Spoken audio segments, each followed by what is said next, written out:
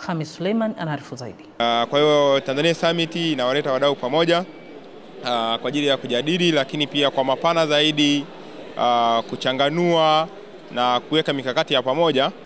Akizungumza na Channel 10, rais wa chama cha madaktari Tanzania Dr. Mugisha Nkoronko, ambaye pia ni daktari bingwa wa magonjwa ya upasuaji, amesema mkutano huo wa 12 unaojulikana kama Tanzania Health Summit unajumuisha wataalamu na madaktari ambao pia watatoa maazimio yatakayopelekwa kwa watunga sera. Mkutano huu kwa mwaka huu una dhima inayotaka tuangalie matumizi ya kidijitali katika kuimarisha huduma za afya nchini Tanzania.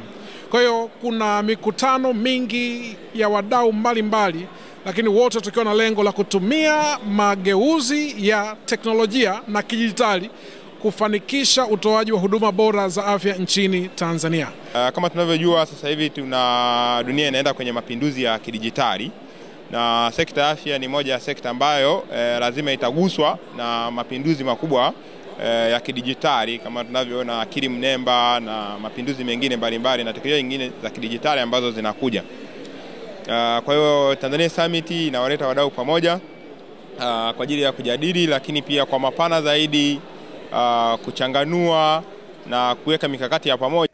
Baadhi ya washiriki ambao pia walikuwa wakionyesha huduma mbalimbali zinazotolewa na taasisi ama mashirika yao wamesema mkutano huo ni muhimu kwa kuwa umewakutanisha wataalamu kutoka katika sekta binafsi, mashirika yasiyokuwa kiserikali pamoja na wataalamu kutoka nje ya nchi ili kubadilishana utaalamu na uzoefu wa kutoa huduma kwa njia ya teknolojia ya kisasa. Mabadiliko haya yanaambatana na kuja na vitu vipya vingi. Kitu kikubwa kimoja ni namna gani unachukua zile data au taarifa na kuweza kuzichakata kwa urahisi. Tumeona kuna maongezeko ya afya unde au artificial intelligence, yanatusaidia vipi katika kurahisisha ukusanyaji wa data, kuzichakata na kuweza kupata taarifa kamili. Mkutano huu wa 12 wa Tanzania Summit unakuwa ni jukwaa kubwa sana hapa Tanzania, lakini hata barani Afrika na hata ulimwenguni, kuweza kutukutanisha na wadau katika sekta ya data. Na mimi kama mshiriki na presenter katika mkutano huu tunakuja kushare data mbalimbali za kitakwimu, za kitafiti katika kujaribu kuimprove au kuboresha utoaji wa huduma za afya. Na umuhimu wa mkutano kama huu ni unakutana na watu mbalimbali ambao mpo katika lengo moja la kuimarisha utoaji wa afya. Khamis Suleiman, Channel 10, Dar es Salaam.